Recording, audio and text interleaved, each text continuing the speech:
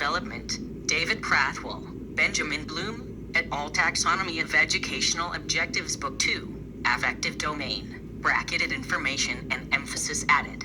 With the emphasis of learning in a group experience setting, Kenneth Benny pointed out the importance for the training of democratic leadership, i.e. how they are to infiltrate and then maintain their position in the educational arena, for the purpose of initiating and sustaining change. Changing a group atmosphere from autocracy toward democracy through democratic leadership means that the autocratic followers must shift toward a genuine acceptance of the role of democratic followers. It is of utmost importance that the trainer of democratic leaders establish and hold his position of leadership. In a democratic process, deviancy, is welcomed as a possible source of improvement in common ways of thinking and acting. Kenneth Benny. Human relations and curriculum change, bracketed information added.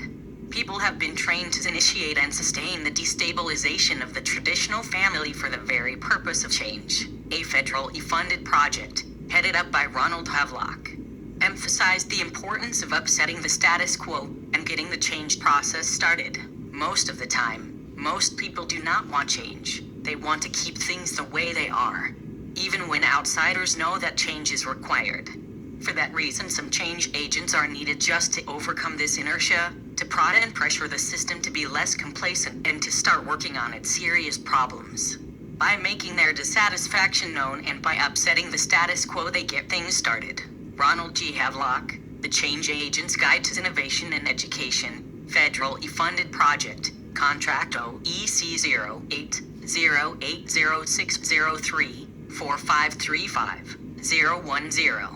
Department of Ed and Department of Hugh, 1973. The first outsider, i.e. the first agent of change, made his presence known in a garden in Eden, upsetting the status quo, getting things started. Even today, National Training Laboratories, NTLs, are used to train change agents in methods of initiating and sustaining change. NTL's history, their first training manual, makes their dialectic agenda clear.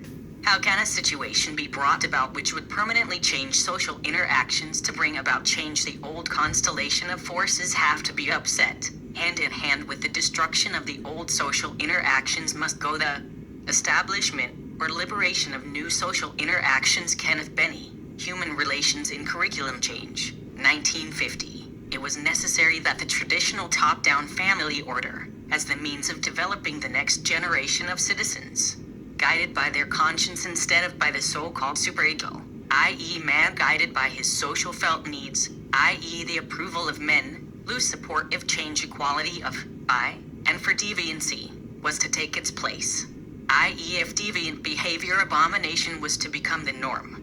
The conscience, as well as true science, interferes with the stimulus-response ideology of dialectic reasoning, the ideology that the environment of a person's experiences is what shapes a person's behavior, either an environment in favor of human nature, producing a healthy person, a good citizen, or an environment hostile to or restraining of human nature, producing a neurotic person. One research organization, Seeing the Error in Such Thinking, put it this way: the nature of free will is another issue that can be tackled by the new biology of mind.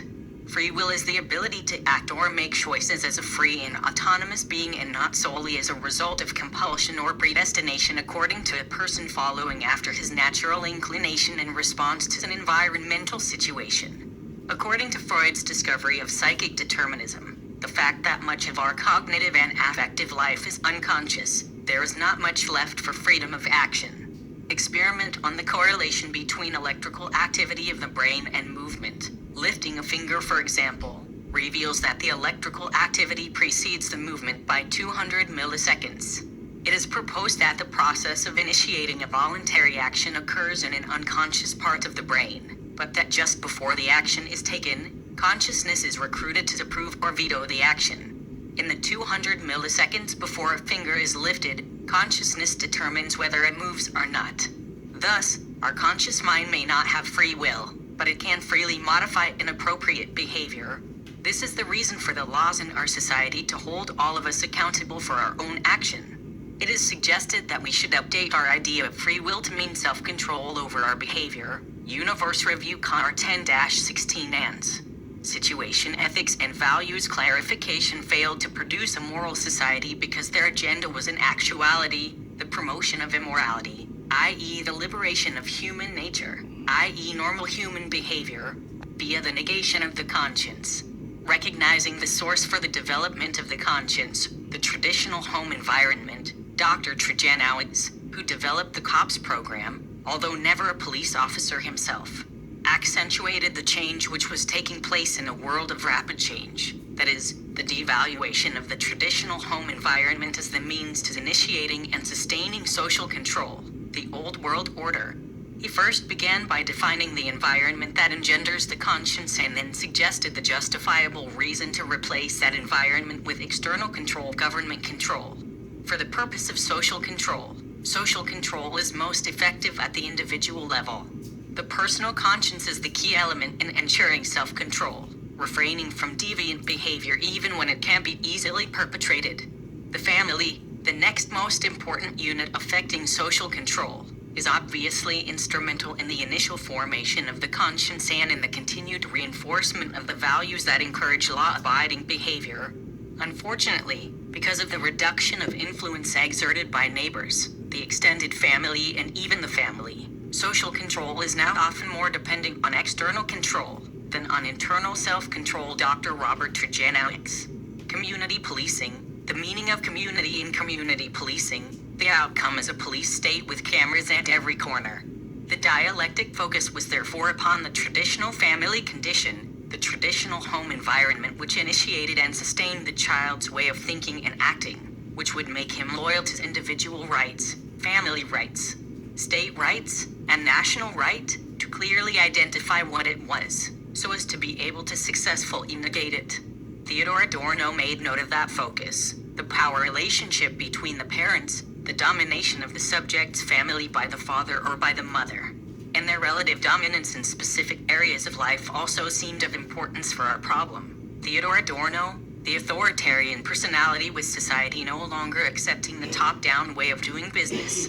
The concern was the conflict and tension and resistance to change, which would be engendered by the maintaining of the failing system of the traditional home upon a society enamored with change. I was sensuousness unrestrained by issues of righteousness. According to dialectic reasoning without social action, praxis, redeeming the children from the authority of the father, by changing how the parents perceive themselves and their children, i.e. changing their perception on how to raise their children from responsibility to their heavenly Father, i.e. living according to his righteousness, which is not common to man, to responsibility to society, i.e. living according to their own sensuousness, what everyone has in common. Social change would languish if not be blocked by nationalism, isolationism and empiricism, or even fascism. A paranoia of those taken captive to dialectic reasoning, fascism simply being a corrupted form of dialectic reasoning, i.e. a misapplied use of dialectic reasoning, i.e. globalism regressing to a nationalistic agenda. It was therefore imperative that social environmental forces be initiated and sustained to help change the parent's behavior toward the child, EBID, without changing society, along with the parents, i.e. changing the environment of the neighborhood, redefining it as a community, and the environment of the home, the child, and society would remain subject to the authority of the father, perpetuating the patriarchal paradigm, maintaining the influence of righteousness upon society, without changing the child's environment, in the home and in his relationships outside the home, including the school and the church. The child would retain the conception of the ideal family situation. 1. Uncritical obedience to the father and elders. 2. Pressures directed unilaterally from above to below. 3. Inhibition of spontaneity. And 4. Emphasis on conformity to externally imposed values, IBID. And God would still rule in the hearts and minds of men, i.e. inhibiting change, i.e. preventing world unity based upon the sensuousness of man, i.e. upon that which is natural to man, upon that which all men can agree upon and participate in, if it were not for the conditions of righteousness. Only by being able to initiate and sustain major changes in society, how people related with one another, could the authority structure of the traditional home, the authority of the father, become destabilized. Theodor Adorno and Warren Bennis both noted the effects social change would have upon the parents, Few parents can be expected to persist for long in educating their children for a society that does not exist, or even in orienting themselves toward goals which they share only with a minority of it. Once uncertainty is created in the parent how best to prepare the child for the future. The authoritarian family is more abundant. Warren Bennis. The temporary society, mass media, federally mandated laws, and education all serve that purpose. The destabilization of the traditional home, the children questioning and challenging the authority of the father to rule his home well, i.e. under God. Regarding the use of Bloom's taxonomies in education, Bloom noted, there are many stores of the conflict and tension that these new practices are producing between parents and children. David Prathwell, Benjamin Bloom. Et al. Taxonomy of Educational Objectives Book 2, Affective Domain. That was the intent of those who developed the taxonomies. The major impact of the new program is to develop attitudes and values toward learning which are not shared by the parents of it. Bloom noted the importance of the experiential chasm that the classroom offered, as Warren Bennis called it. Bloom wrote, the effectiveness of this new set of environmental conditions is probably related to the extent to which the students are isolated from the home during this period of time, a key component of the brainwashing, re-education process. Objectives can best be attained where the individual is separated from earlier environmental conditions, isolated from the top-down system like the home, with teachers no longer preaching and teaching and the students memorizing, learning, and obeying, and when he is in association with a group of peers, a quality system, with students, encouraged by facilitators of change who call themselves teachers, dialoguing their opinions to a consensus, i.e. to a group grade. In a group setting, who are changing in much the same direction and who thus tend to reinforce each other. EBID, bracketed information added. Kurt Lewin noted the importance of the group setting, i.e. group approval, in developing the new system of values and beliefs, i.e. in the student's participation and acceptance of the new paradigm of change. The individual accepts the new system of values and beliefs by accepting belongingness to the group. Kurt Lewin and Kenneth Benny. Human relations and curriculum change. Emphasis added. Righteousness is at the very heart of dialectic reasoning, i.e. how to negate it. The similarity of the earthly father and the heavenly father, for the purpose of negating both, is recognized by all programs possessed with the idea of social change, as noted by Adorno. An attitude of complete submissiveness toward supernatural forces and a readiness to accept the essential incomprehensibility of many important things strongly suggest the persistence in the individual of infantile attitudes toward the parents. That is to say, of authoritarian submission in a very pure form. Authoritarian submission was conceived of as a very general attitude that would be evoked in relation to a variety of authority figures, parents, older people, leaders, supernatural power, and so forth. God is conceived more directly after a parental image and thus as a source of support and as a guiding and sometimes punishing authority. Theodore Adorno, The Authoritarian Personality. The dialectic concern was, if the family's paradigm was not changed, with the negation of God as the highest authority, when man losing his faith in God, man would turn to the man to replace God, i.e. turn to Hitler as their highest authority, in their effort to maintain their patriarchal paradigm, i.e. maintaining a top-down system. According to dialectic reasoning, without changing the family's paradigm, world unity, initiating and sustaining an equality system, would be prevented and the world would remain divided and at war, struggling to maintain and propagate its varying ideologies. The dialectic fear was, by the father's efforts to maintain his authority, through the aid of government recognition and support, he would maintain nationalism and thereby engender the potential for fascism. The truth being known, when the father turns to government, giving it authority to protect his family, he looses it to the government. It is in limited government, where the father has the right to protect his family, even from the government.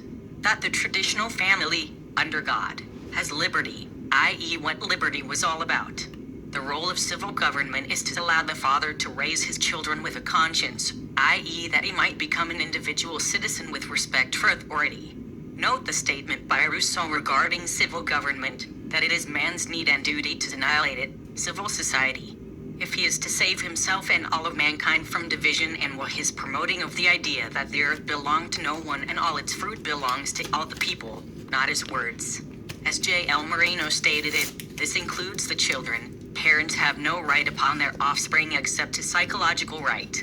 Literally, the children belong to universality. J.L. Moreno, who shall survive. Moreno's development and use of role-playing was a means to recreate God out of man, i.e. through his social interaction and action, i.e. through his collective recreating of the universe through the consensus process, i.e. creating a new world order, i.e. negating God directing his steps, i.e. liberating the children from their father's authority and man from God's authority as he unites as one working on creating a better world for all. This is dialectical reasoning being put into praxis. The real reason for dialectic reasoning, as you will see, is that man can remove the issue of sin from his life, i.e. detoxifying, purging himself of the Father and therefore of God, so that he can't be carnal, immoral, wicked, etc. i.e. be himself, without a guilty conscience. Back to Adorno's idea that the traditional family system, with the father figure engendering the authoritarian personality, was the reason for fascism. The evidence was not there that the traditional family structure engendered fascism, but the dialectic ideology prevailed over the facts, i.e. history was shaped around the justification of dialectic reasoning. History was rewritten to support the dialectic ideology that man's purpose and drive in life is to become as one, i.e. viewed through neo-Marxist lens, so as to justify its use for the purpose of world unity, which requires the negation of righteousness, the source of sovereignty and division.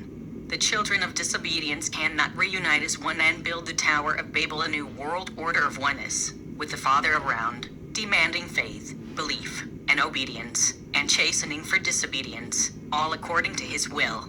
According to dialectic reasoning, to condone the authority of the Father, in a world of equality, i.e. in a child-centered world, would be sadomasochistic, masochistic for the child, engendering the Father's will in the child, i.e. the child within being repressed, submitting to the Father's will over and against its will, and sadistic for the Father, or the child within the Father submitting to his Father's will, repressing his children. Eric Fromm. Escape from freedom. This thinking is the spirit of Antichrist, hating the authority of God, being expressed in men's writing for the propagation of social policies leading to a world totally dedicated to unrighteousness. Therefore, for the sake of equality, the traditional family system must be negated. As James Coleman, whose material and expertise was used by the Supreme Court in helping them come to their decisions on education, wrote, for equality to take place, the family as a unite must be weakened. James Coleman. The adolescent society, the top-down system, husband head over the wife, parents ruling over the children, God above and man below hierarchy, which goes counter to the equality system, must therefore become recognized by the people as being a barrier to change, i.e. preventing man from becoming himself, inhibiting him from discovering his full potential, keeping him in a condition called neurosis, not being able to do that which he wants to do, be himself, follow after his own natural inclinations, pleasing himself, follow after sensuousness, and doing that which he does not want to do, disobeying his parents, not being able to following after his father's commands and thereby being unable to please his father, not being able to carry out his father's will. He is not able to fulfill all righteousness and therefore lives with a guilty conscience. Carl Rogers wrote of the neurosis condition which was engendered by the traditional family environment and the difficulties counselors would have in containing the evils which would come by negating the guilty conscience. By opening Pandora's box, as Bloom called it, have you merely released the beast, the idea, in man. There is only man in man, and this we have been able to release in psychology. Freud and his followers have presented convincing arguments that the idea, man's basic and unconscious nature, is primarily made up of instincts which would, if permitted expression, result in incest, murder, and other crimes. The whole problem of therapy, as seen by this group, is how to hold these untamed forces in check in a wholesome and constructive manner, rather than in the costly fashion of the neurotic neurosis being the tension between, or antithesis of, the traditional family and human nature, the child wanting to live according to his father's will, having to go against his own nature, yet still being drawn to follow after his own natural inclinations, not being able to live up to his father's standards, i.e. not being able to live according to his father's will because of his nature of being himself, doing his own thing in the moment. Carl Rogers, on Becoming a Person, a therapist view of psychotherapy. bracketed information added. Take note that on the superego side, i.e. on the ID, spontaneous sensuousness, side of man's morals and ethics, incest, murder, and other crimes have to be held in check by some social system, engendering the need for a police state, i.e. a socialist police state, with psychology and sociology, i.e. social psychologists, i.e. the facilitators of change, i.e. the children of disobedience is its spiritual guide. According to dialectic reasoning, world unity can never be found in what the Father and the children have in difference, i.e. in the top-down condition of righteousness, the Father giving commands, with his children obeying him without questioning, i.e. where they are not allowed to question or challenge his authority. According to dialectic reasoning, world unity can only be found in what the Father and the children have in common, i.e. in the equality condition of sensuousness, in their worldly desires. Only by focusing upon what families had in common, not on what made them different, could social change be initiated and sustained. Trajanowics noted that, once you can identify a community what the Father is willing to compromise upon or tolerate to maintain relationship with others for the purpose of meeting basic needs, i.e. personal and or family needs. According to Abraham Maslow, felt needs, i.e. sensuous needs, you have discovered the primary unity of society above the individual and the family that can be mobilized to bring about positive social change. Dr. Robert Trajanowics. Community policing. The meaning of community in community policing. Therefore, the dialectic changes to the new, equality children of disobedience order of sensuousness, i.e. that which the family had in common with the community, where the husband, wife, father, mother, children are treated as equals, i.e. as one. Hegel put it this way, the child, contrary to appearance, is the absolute, the rationality, he is what is enduring and everlasting. The totality on account of the absolute and natural oneness of the husband, the wife, and the child, where there is no antithesis of person to person or of subject to subject, the surplus is not the property of one of them, since their indifference is not a formal or a legal one. So too all contracts regarding property or service and the like fall away here because these things are grounded in the presupposition of private personality. Instead, the surplus, labor, and property are absolutely common to all, inherently and explicitly. George Hegel, System of Ethical Life. It is a new order where the child's feelings and thoughts, i.e. the will of the child, i.e. the child doing as he wills, yet with a guilty conscience, still internally subordinate to his father's will, a condition making a person subject to cognitive dissonance where he is caught between his belief, his father's commands of the past, trusted and obeyed, and his behavior, i.e. his natural inclinations, i.e. his immediate desires drawing him away from, i.e. counter to his father's commands, is, through the use of reasoning, dialectic reasoning, liberated from the restraints of righteousness, i.e. liberated not only from the father's authority, from the fear of chastening, but also from the guilty conscience. In this liberation the public, i.e. the people, and the children of disobedience are liberated from the private, from the father, i.e. mine, not yours. Marx did not originate the idea of negating private property before Marx. Hegel, as quoted above, sought its direct tie to the traditional family system where the father ruled over his family, his property, his business, etc., i.e. under God, engendering a patriarchal paradigm in the thoughts and actions of the next generation. Lenin saw that correlation and set out to negate it through social action, i.e. through violence. Karl Marx understood the importance of negating the father's authority. He wrote, "Once the earthly family is discovered to be the secret of the heavenly family, the former must be destroyed in theory and in practice." Karl Marx, Feuerbach Thesis 4. He recognized its direct tie to man's resistance to change, i.e. its engendering of the individual, i.e. entrenched in established principles and values, refusing to put aside his ideology and become at one with the society of change. The philosophers have only interpreted the world in different ways. The objective, however, is to change it. Karl Marx, Feuerbach Thesis number 11. Without social identity, according to dialectic reasoning, man has no identity. Marx wrote, "The essence of man is not an abstraction inherent in each particular individual. The real nature of man is the totality of social relations." Karl Marx, Thesis on Feuerbach 6, according to Karl Marx, and dialectic reasoning. Apart from the group experience, man has no true identity. It is not individualism that fulfills the individual. On the contrary, it destroys him. Society is the necessary framework through which freedom and individuality are made realities. Karl Marx. Only within a social context individual man is able to realize his own potential as a rational being. Karl Marx. Critique of Hegel's philosophy of right, by changing ideology to theory, changing his belief to an opinion, i.e. by changing the preaching and teaching of truth, i.e. commands to be believed and obeyed as given, i.e. engendering accountability to a higher authority than human nature, to the dialoguing of opinions. Man is set free from the restraints of the Father's authority and is now free to be himself, liberated from the past to become at one with those of like kind in the present, to become one with the society of change. As Karl Korsch put it, man must learn to grasp philosophies and other ideological systems in theory as realities and to treat them as such in praxis. Karl Korsch quoted in Stephen Eric Bronner, of critical theory and its theorists, the dialectic idea being, don't reject the person with truth, just recognize he is deceived into thinking truth is established for all times and all places, subject to the Father's authority, and treat him as someone who is misled, who is in denial of his true nature.